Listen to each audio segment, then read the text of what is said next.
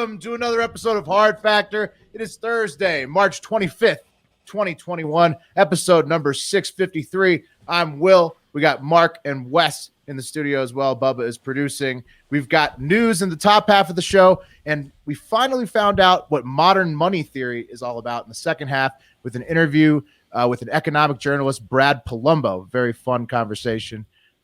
Anything else, boys, before we hop into the stories today? Got schooled on the economy. Mm-hmm. Yeah, indeed. He knows a lot. Sorry I missed that. I was literally filming children. Sounds you're gonna have to legally questionable. Yeah, you're gonna have to describe that a little bit better. Yeah. It was the school fundraising thing. Okay. Yeah. right before the craziest sex stories stereo show. Yeah, that was quite a transition. That's right. Wes was like, I was doing the trunk or treat thing with the kids in the kids in the parking lot, trunk or treating. Two different vibes for sure. Yeah. All right. Well, if there's nothing else, we got to move quick today. So let's hop into the Daily Buzz. First up, what's today? March 25th. Well, it's actually Greek Independence Day. I bet those are some fun parties. It's also International Waffle Day. That's pretty good. And National Pecan Day. There's some other ones in there too, but those were the highlights. Jesus Christ, that's not even close to yesterday. No, I mean it's going to be hard to find cheesesteak and cocktail day in the same day. Well, Puppy Day on its own is pretty good. So like when the last 2 days just destroy this day. Yeah. Yeah, but Greek Independence Day, I bet those are fun parties. That's okay, true. Daily Buzz. Number 10 is the Suez Canal in Egypt. It's blocked by a container ship that got stuck. There's an image of it so you guys can see. The strait accounts for 30% of container ship traffic globally. So 30% of container ships just can't go where they're going right now. It could be blocked as much as a week if they keep messing up the attempts to clear it. So just total log jam there in Egypt. A week? So they just have no idea how to fix it. I mean, they say it's very hard. They say that's all of the experts are quoted as saying this is difficult. Yeah, it's humongous. They're trying to grease. Yeah. They're trying to grease a giant ship. Yeah, and they're failing over and over and over again. Get the grease. Yeah, and it's going to take them a week of greasing. These guys are going to be real greased up by the end. Number 9 is Kamala Harris, Vice President. She's getting new responsibilities that Mark will tell us all about in a second. Number 8 is Equal Pay Day. I guess Biden made March 24th Equal Pay Day, which will serve as a reminder that women always make less money than men on average. So I guess maybe cements it forever. I don't know. Equal Pay Day. Do they even get equal pay, or is it just a reminder? No, it's just a reminder. Okay.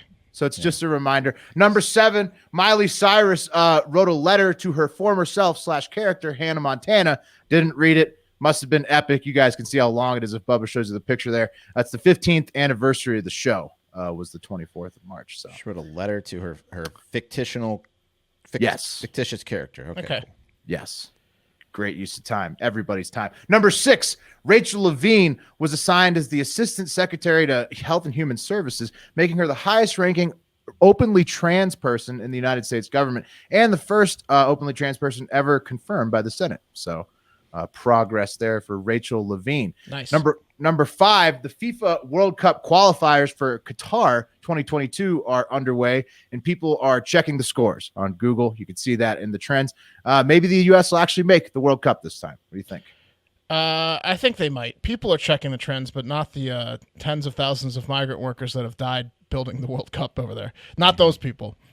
No, these are just casual observers. These are people in the CONCACAF, Europa. Right.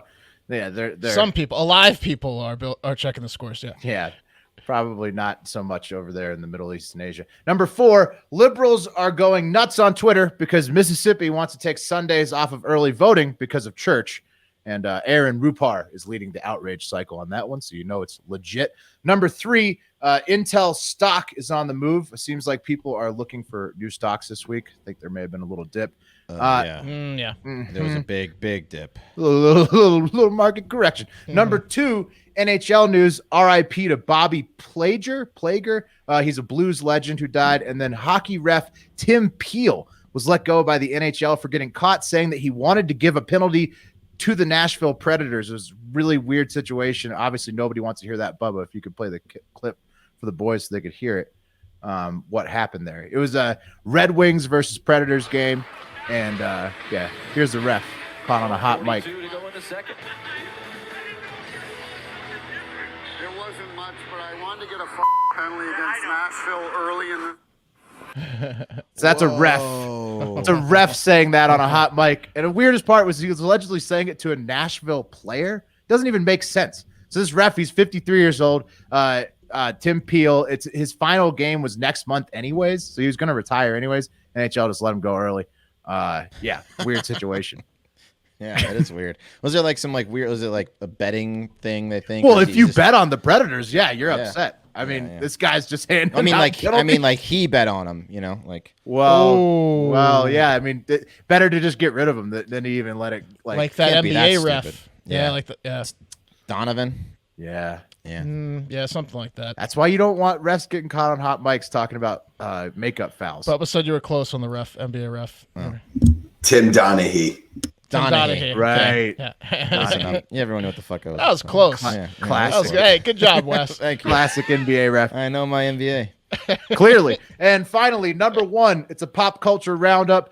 RIP to Houston Tumlin, a child actor from Talladega Nights who died of suicide at 28. James Harden is questionable for I guess he's on the Nets now. Another Royal was born. Trina and Lil Kim are trending in rap drama. Pierce Brosnan was cast as the DC superhero Dr. Fate. Dana Carvey's Biden impersonation is pretty good from the Colbert Late Show. I wish I hadn't mentioned that because I got one coming up that's not good. And Jay Leno is apologizing for decades of brutal Asian jokes because that was his go-to. Yeah, sorry about the Asian joke. That was better than my Biden. It's not even good. I'm sorry about those Asian jokes. Sorry I said that. And that's the Daily Buzz, Judge. All right. This first one comes from Nick Miller. Thank you, Nick. And it's sure to spark some controversy, some love, and some hate. First, let me ask you guys into beauty pageants? You watch Miss USA as a kid or anything like that? No. No? I mean, like the swimsuit section, obviously. Just the swimsuit You know what I'm section. talking But about. I quickly transitioned to like the Victoria's Secret type stuff, you know? Right. Just the runways? Yeah. Lingerie runway guy? bowl. Yeah. Stuff like Okay. I mean, I used to watch the Miss USA with like my parents when I was younger. I haven't watched one in 20 years, but it was always like it was a much bigger deal when Trump was running them back then. Was that when you would dress up like a woman and a baby for Halloween? Was that It that might back have in had that era? something. Might have had something to do with it. My dad's like, we want to let him watch this again, huh? Another beauty pageant, huh, Wes? Yeah. Tape it. Yeah. No. Anyway, a first ever in the beauty pageant world happened in Nevada at the Miss Silver State beauty pageant. Kataluna Enriquez was crowned Miss Silver State, known as being the most prestigious preliminary competition for the Miss Nevada pageant. And here she is. Yeah. It's pretty hot, huh? Here she is, Mrs. Silver State. Look, I know where you're going with this. And yes, she is very hot.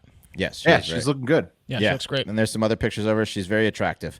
And she will now compete in the Miss Nevada pageant for a chance to represent Nevada as the Miss USA and possibly represent the USA at the Miss Universe pageant. And this is the first and making news because Kataluna Enriquez used to be a man. There it is. Yeah, She's transgender. Yep, she's transgender. First transgender looks- woman to win a beauty pageant. She looks good. Yeah, there she is in Yeah, a she's bikini. looking real good. Yeah. Yeah. She is. I mean, she is. She's people, tough competition. Yeah. people's heads are probably getting scratched over this, I'm sure. Yeah. They're exploding, yeah. Yeah. So what is it? You got some reactions? I'm imagining there's some No, strong ones. I don't want to, can you can imagine what the reactions are. Oh, okay. This one's from Trevor and Right. Yeah. Same guys that were mad at, like, really up in arms about me calling the shooter white are really mad about this, let me tell you. oh, Les is doubling down.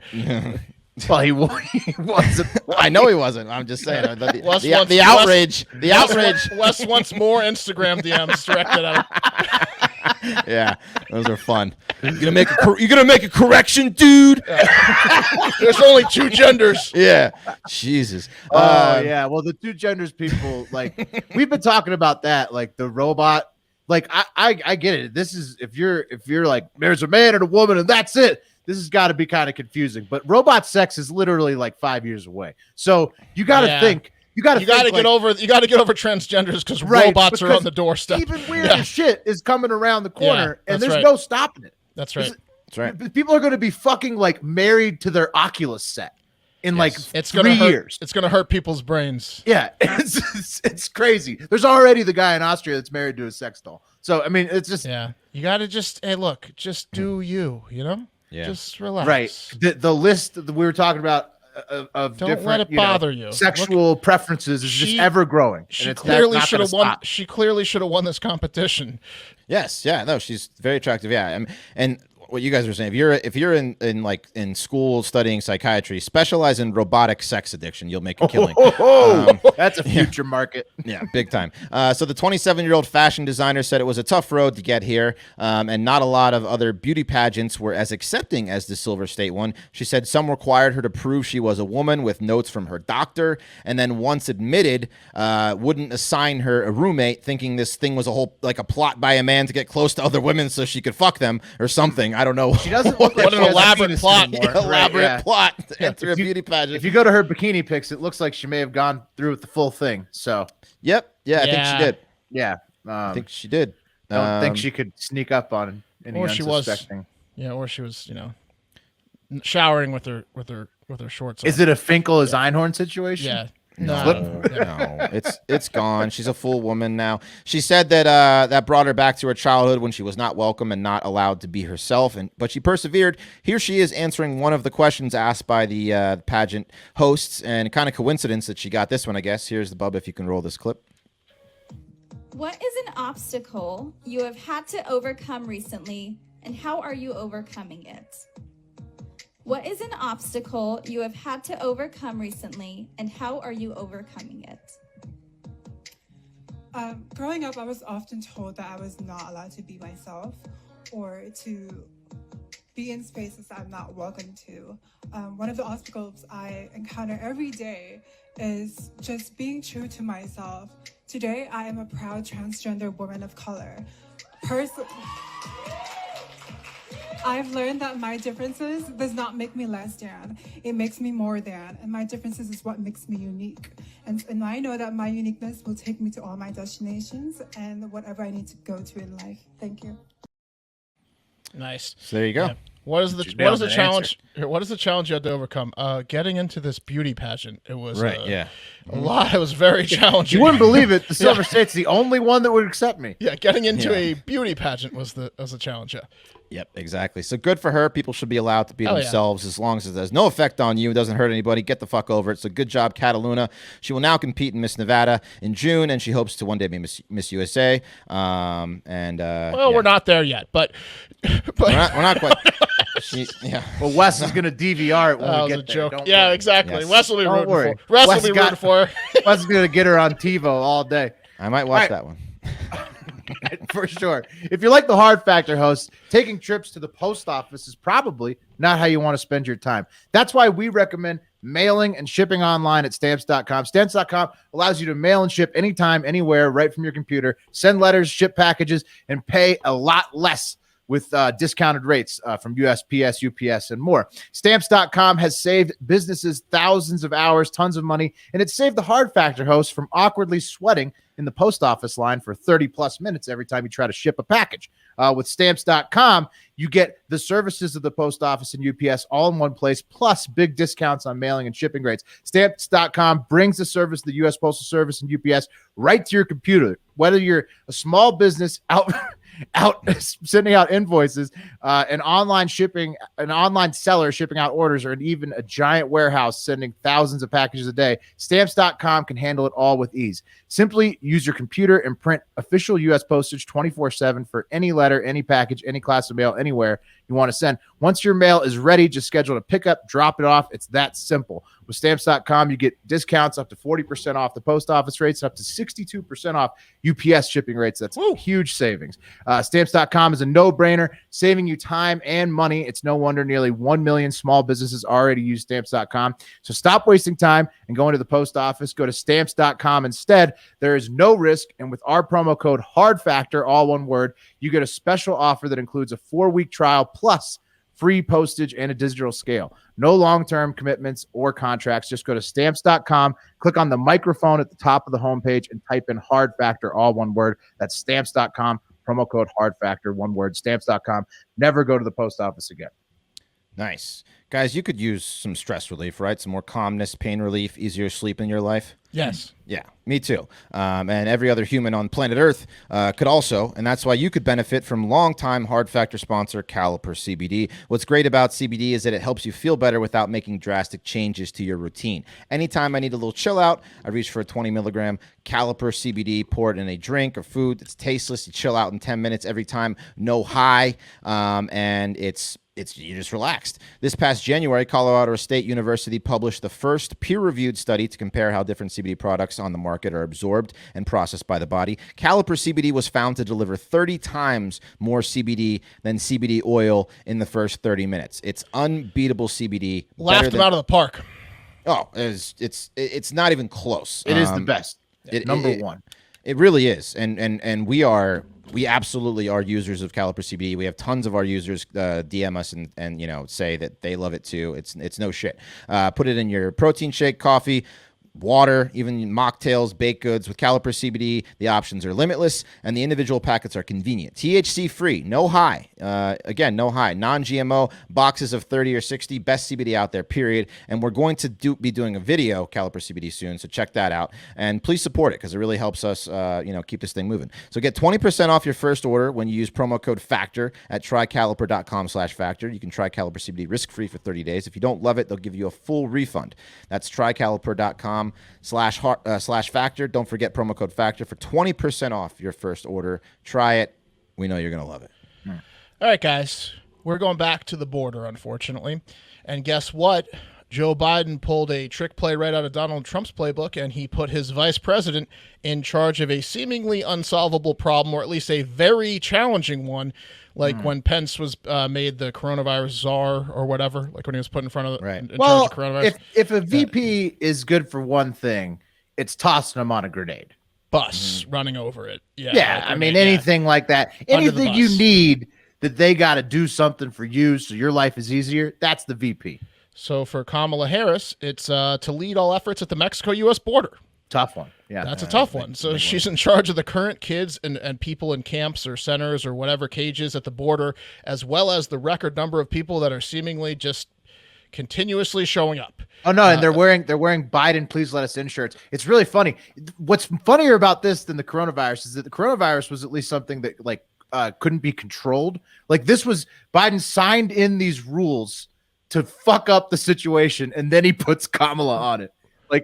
I would say ironic or he's proven wrong. I don't know how funny it is. It's not great. He creates the situation and then throws her on the grenade. Good luck, Kamala. That was a smooth move by Joe there. Harris will be the U.S. liaison for Mexico and Central America's Northern Triangle nations of Honduras, Guatemala, and El Salvador, where they will try to get to the bottom of what the hell is going on with the record migration. And I'm pretty sure Honduras, Guatemala, and El Salvador, and Mexico will probably say, I don't know, maybe it's the fucking promises of a better life, Kamala. Right, it's the let Joe Biden let us in t-shirts we're wearing. Let's start and end there. Case closed. You don't hear Honduras running their mouth bragging about how they're the best and the richest and have the most roads and the most schools. No. And we're going to let you in because you deserve it. Yeah. Biden had this to say. This new surge we're dealing with now started with the last administration. Come on. You know that. Come on. Sure. But it's our responsibility to deal with it, Jack, humanely, and to stop what's happening. Here's the deal. This increase has been consequential, but the vice president's agreed. Come on. He's cheering her on. Among the multiple other things I have her leading, and I appreciate it, Jackette, agreed to lead our diplomatic effort and work with those nations to accept the returnees and enhance migration enforcement at their borders. No questions. Come on. I mean, look, trying to make light of this is a little bit hard, but it's fucked, right? Like just like it was last year and the year before, and it's actually just getting worse because so many more people are coming in. Yeah, it's worse because of the surge, because of him, because of the things he did. Well, you've said this 4 times. Yes, yes, agreed. Here's an image that was released Tuesday by the Biden administration of the sleeping conditions of the migrant children. This one's in Donna, Texas. So, I mean, it's very sad, and I hope they start figuring some shit out down there because these kids are not having a good time. Good luck at base camp. Yeah, right. They look spacesuits from hell. Base camp from hell. They're all Everest. They're wearing tinfoil. Yeah, it's not great. That's what they got. Good luck, Kamala. They give you a nice tinfoil blanket when you arrive.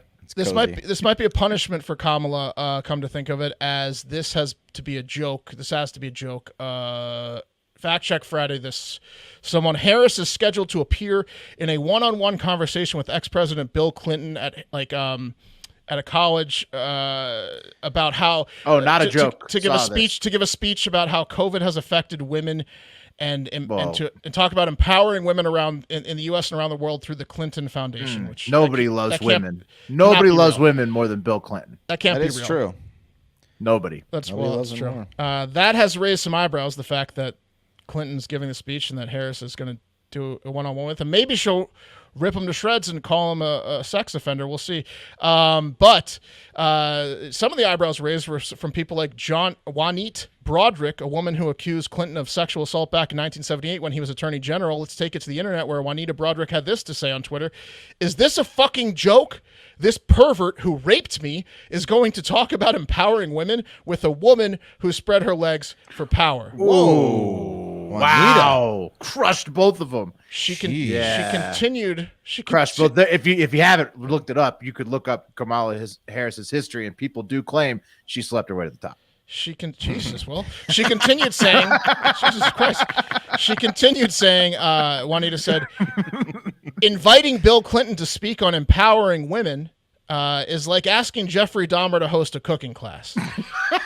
Yeah, I mean, it's an apt comparison. Got him. All right, and now we're going to close out the show with an interview with economic expert Brad Polumbo. But before we do, we have to mention that this show is brought to you by our sponsor, Stereo. I don't know if you all joined into our double stereo shows yesterday, but they were electric. Me and Bubba talked March Madness and a bunch of shit in the morning or after lunchtime, and then Wes and I talked our most embarrassing sex stories, which I want to play you a sample of after this. You guys, we have a fucking blast on Stereo. Just go to stereo.com/hardfactormark. That's stereo.com/hardfactormark and sign up. Follow all of us. Join us every Wednesday and Friday. We're going to get the interns more involved, Bubba and Cam, and we're going to do 2-3 shows a week, but always Wednesdays and Fridays afternoons for sure. I'll play you a clip at the end. And now our interview with Brad Polumbo. Welcome to Hard Factor. Brad Polumbo, the editor at the Foundation for Economic Education and a conservative journalist. Brad, we're hoping that you have a lot of information about economic policy. Because we're completely illiterate in all of that. So, well, that's what I do all day, is try to explain this stuff to everyday people in simple and accessible terms. So hopefully I can do that. We got the right guy. Good. We're probably stupider than your average reader, just to be fair. So just to warn you what you're getting into.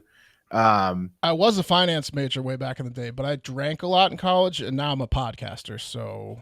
Right. I'm back to zero. Yeah.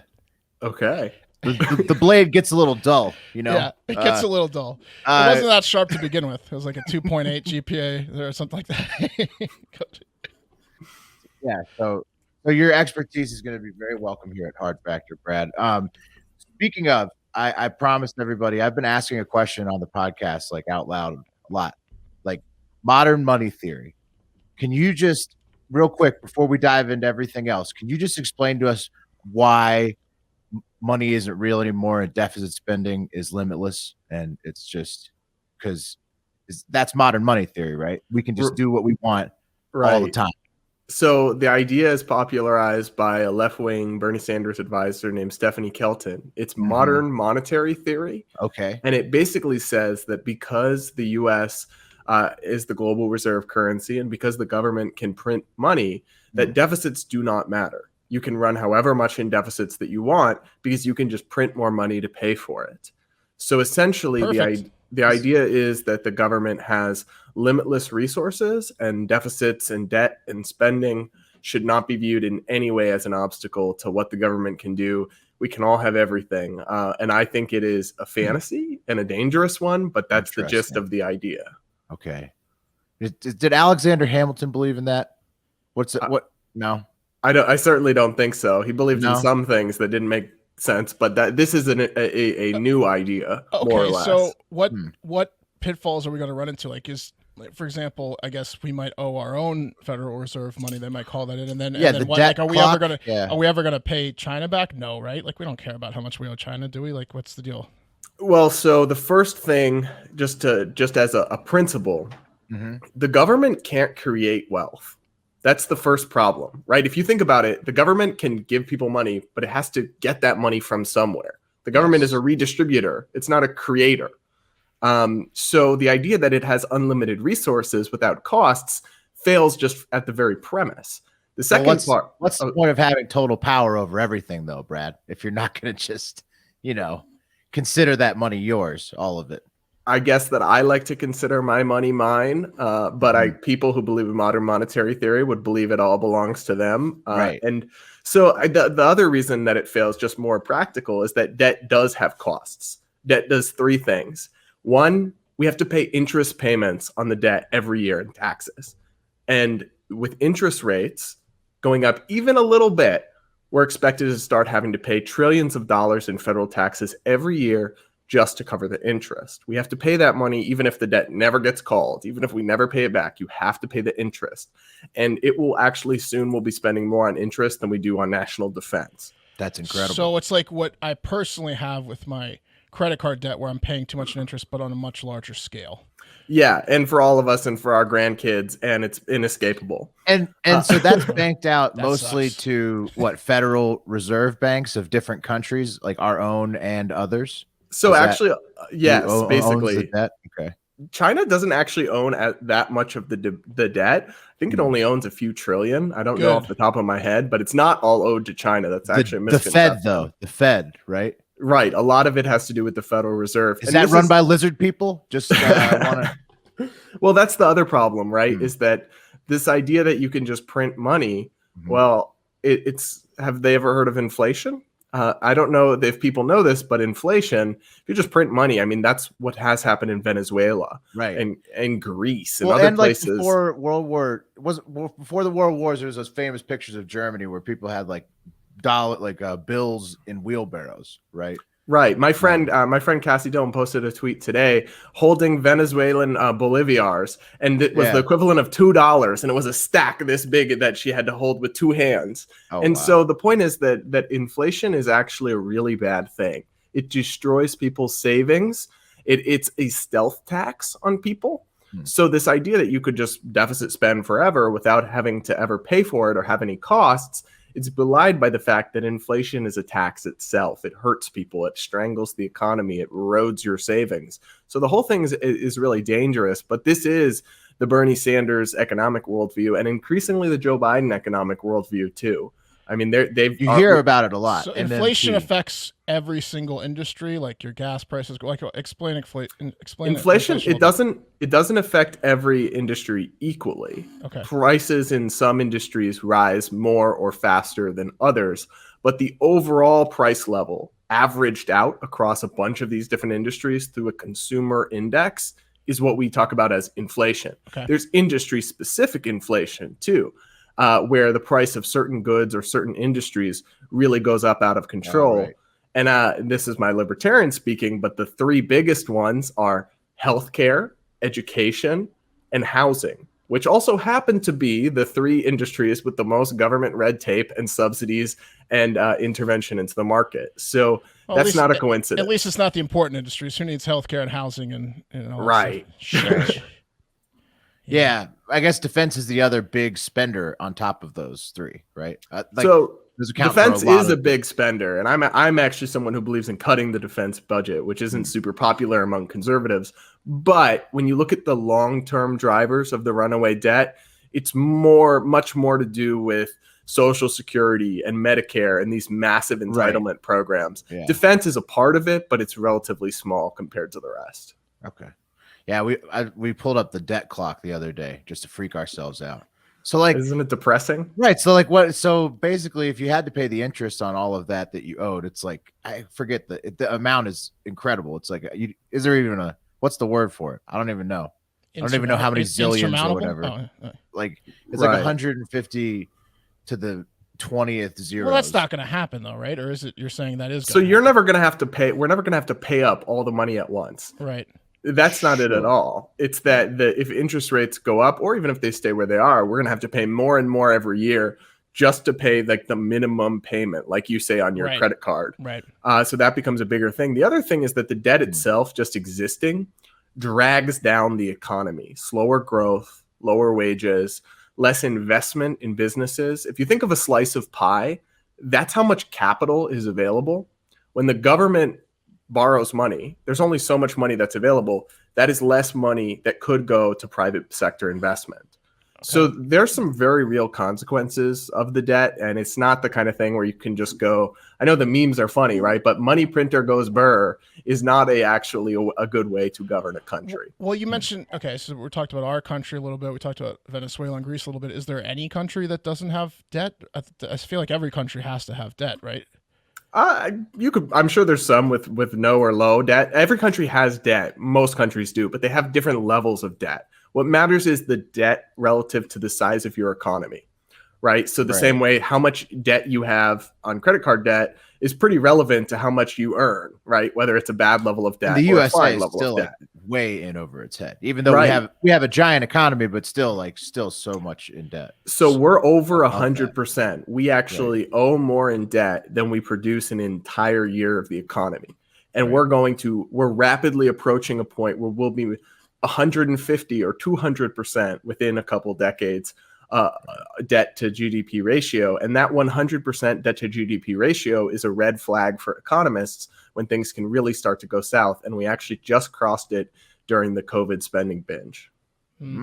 So I have a couple questions. One is like, so how do you suggest we fix it? And two, it's like, if we do start fixing it, isn't the Fed going to find some other way to get money? Because they're not really looking out for us, right? They want money. Correct? Like, what if you start fixing the debt problem? Wouldn't the Fed just find some other way to fuck us?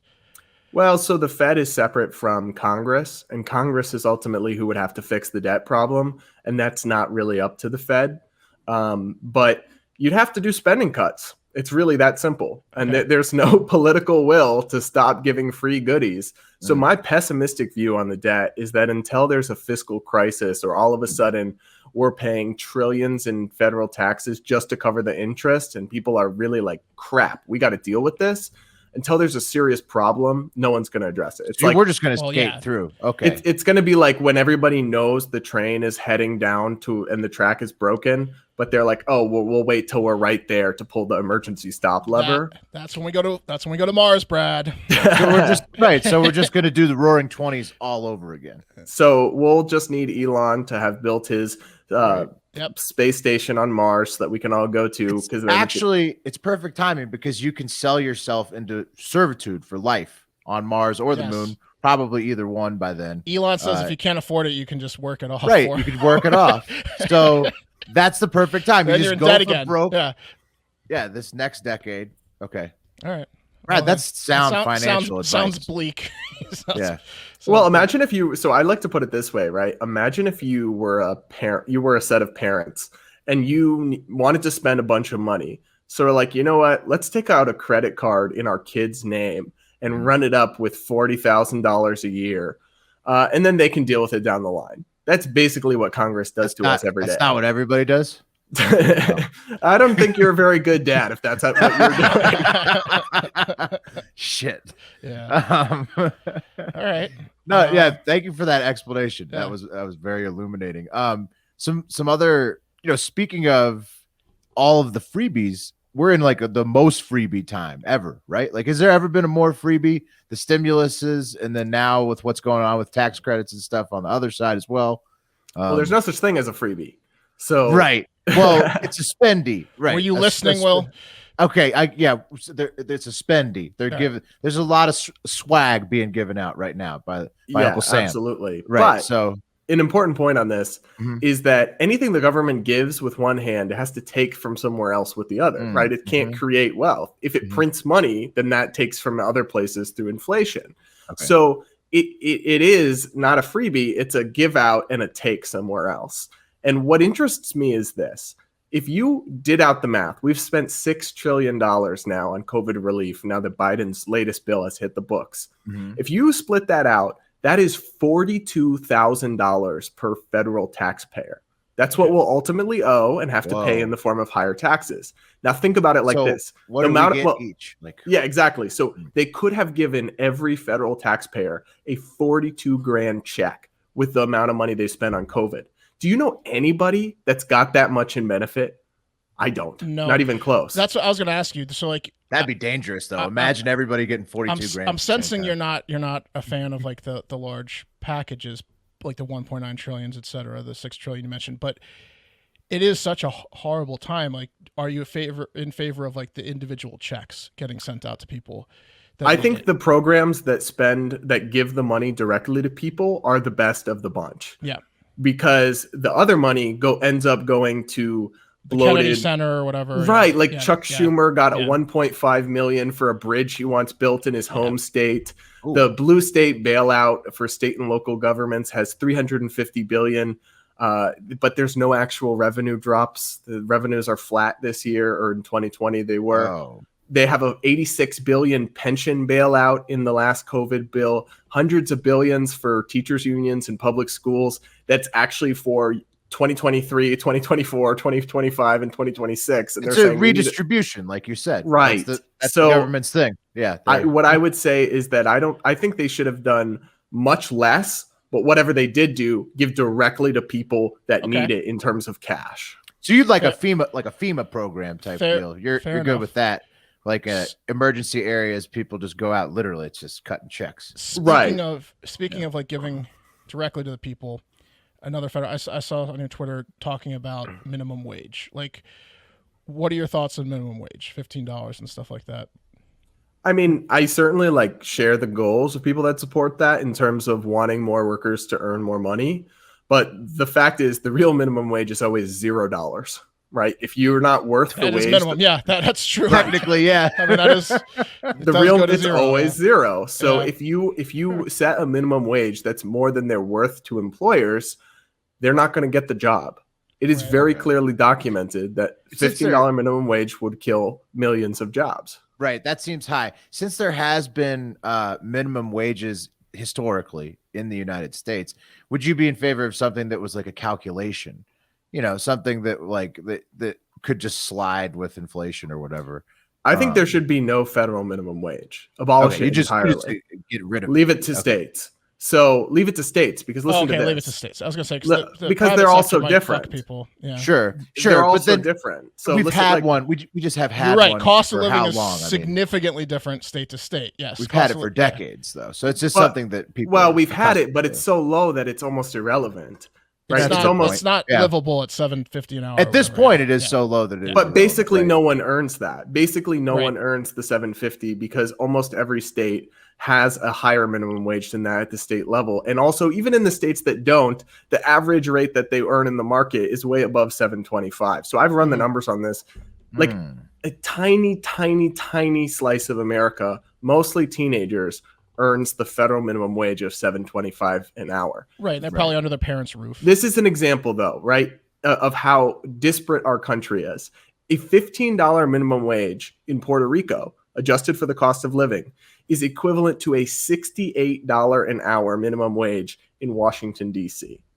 Yeah. Oh, I mean, wow. I agree with you that the cost of living is a really important factor state to state. I just see no reason to do it on the federal level at all. It should be completely up to the state and local level.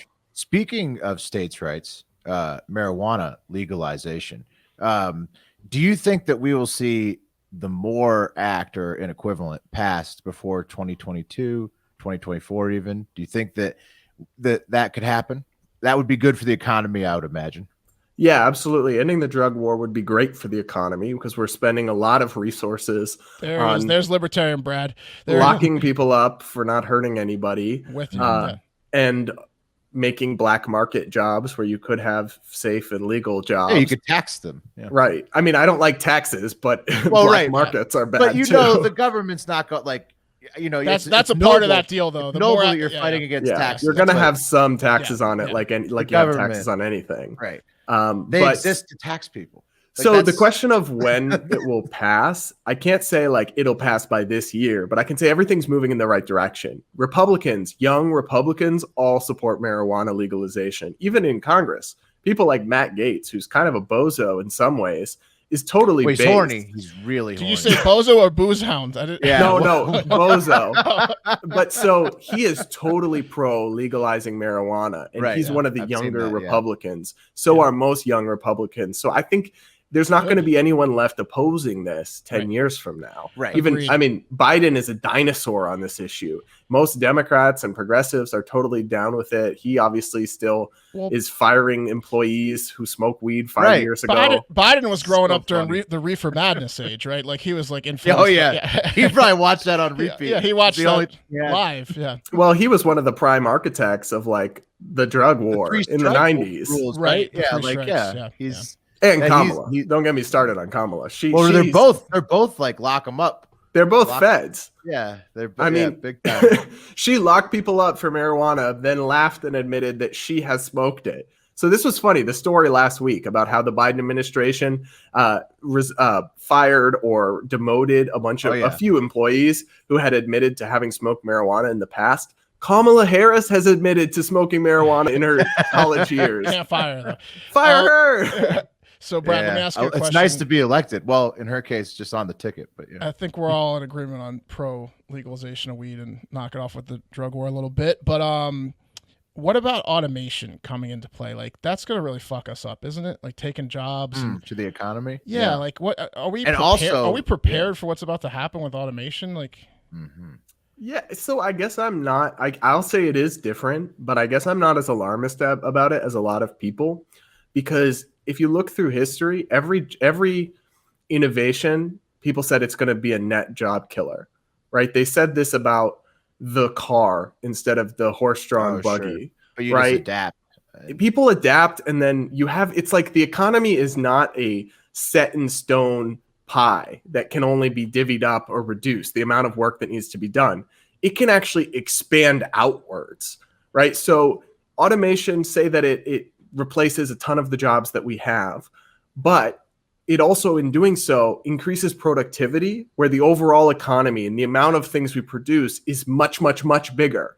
So then there are more jobs in that, even if there's fewer jobs per output. I think the scariest part about automation is like, obviously automation for the time being is going to be people need to automate. They need to be code and work on the automation. It's when the automation can automate itself, and then the coder isn't needed. Gains. Yeah. That's when it's like a second. That's level when it turns into Battlestar Galactica. Right. That's a Right, second or level of the automation. Terminator. I think that's coming in the next 20 years, where automation automates itself, and then you don't need the designer. That is Brad, scary. you I'll agree? give you that. Robots. Yeah. Terrifying. We all agree on that. Have you guys seen that robot, the dog walk robot? Yeah, That's Boston like a real Dynamic thing. ones. Yeah. Well, Elon uses those on the launch pad instead of people. Well, I'm telling you, if that Yeah. shows up in my backyard, I'm breaking open my gun safe. Right. It can There you it's go. probably bulletproof. But Brad, chewing the bullets. related technology thoughts on crypto. Oh, yes. I'm a big Bitcoin supporter for sure, because Okay.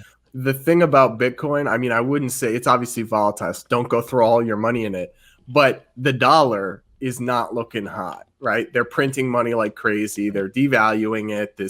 The debt is going to affect the currency. So Bitcoin is really a hedge against government screwing with the dollar. If you store your money elsewhere, that can be smart. I think it's good. Crypto as a whole is promising. We're all getting into that, but if everyone gets into crypto, like, where's the ceiling, or is it like is there a possibility that it becomes a problem? I don't think it becomes a problem. Maybe it has a ceiling in terms of not being.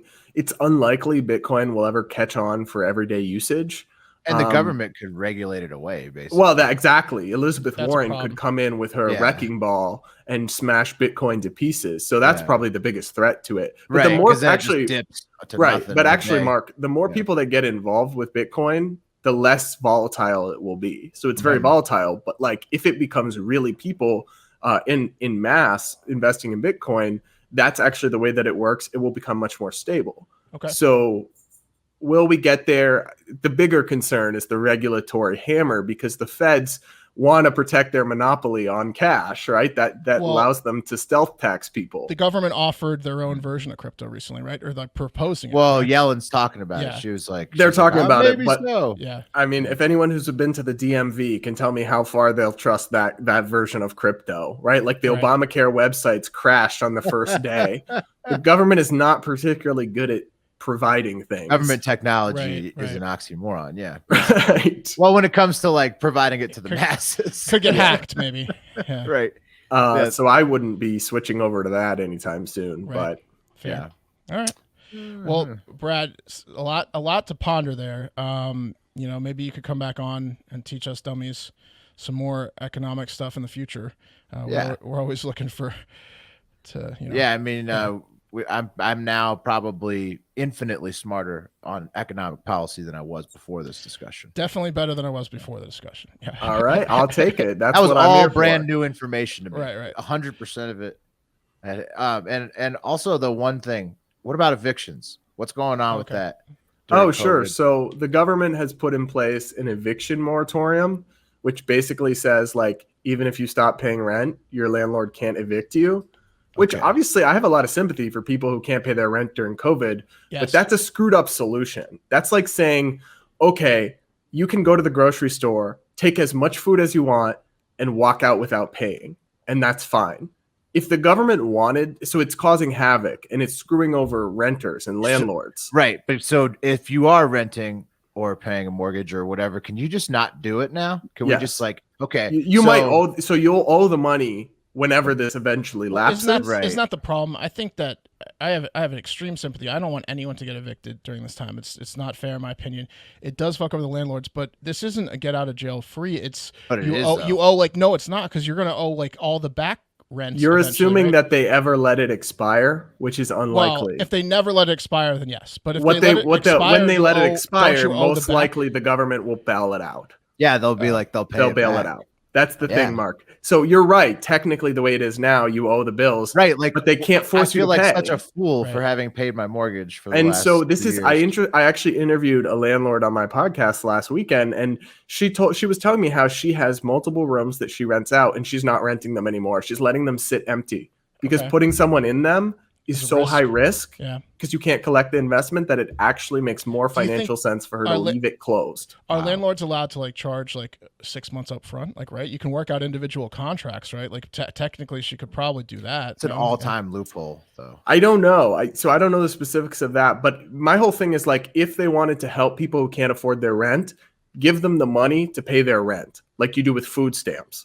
right? Don't give them a basically get out of jail free card to steal.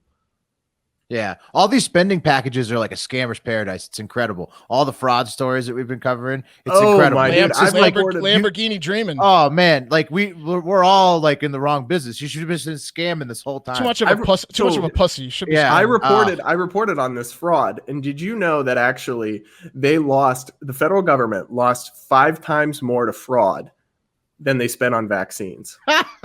I'd believe it. I'd fucking believe it. That's for sure. After all the stories we've seen, so this many year. cars and boats and stuff they bought. Yachts. Right. Well, Brad, one last one. How can we find you? Ask Brad where we can find him after you ask this one. Yes. Also, favorite fast food item and why? And sauce as well. I love the Popeyes chicken sandwich. Okay. Love the Shamrock Shake. I'm down with all of that.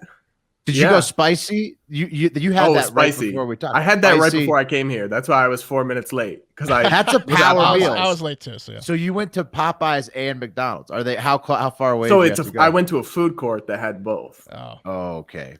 So I actually got Starbucks, then went to Popeyes, then got a shake. Pro move. What's your most controversial food take? Because I hear there's I have so many though. That's the thing. I like skim milk, and I think whole milk is really gross. I like steak well done with ketchup. Okay, there you go. Okay. There it was. I think American cheese is the best cheese. Okay, that's not bad. Some people hate that. American cheese on like a fucking hoagie is fantastic. Like somebody's got to get you a great steak. All right, Brad, where can they find you? Where can the Heart? Everybody can follow me on Twitter, Brad_Polumbo, or Instagram, Brad Polumbo. It's POLUMBO, or they can check out my podcast, Breaking Boundaries with Brad Polumbo, Apple Podcasts, Spotify, wherever. Nice. Awesome. Thank you, Brad. Thanks for joining, Brad. Thanks for having me. All right, and that's going to do it for Hard Factor. We're running a little long. We love you guys. We've been grinding out content, and you guys have been supporting us. So, like, the more you support us, the more content you're going to get. We're going to keep pumping it out. I don't know. I don't have anything else to say except I'm excited. Right? Very. Wonderful episode. I'm excited. Love talking to Brad. That was really fun. Yeah, thank you, Brad. All right, guys, listen. Most importantly, have a great fucking day.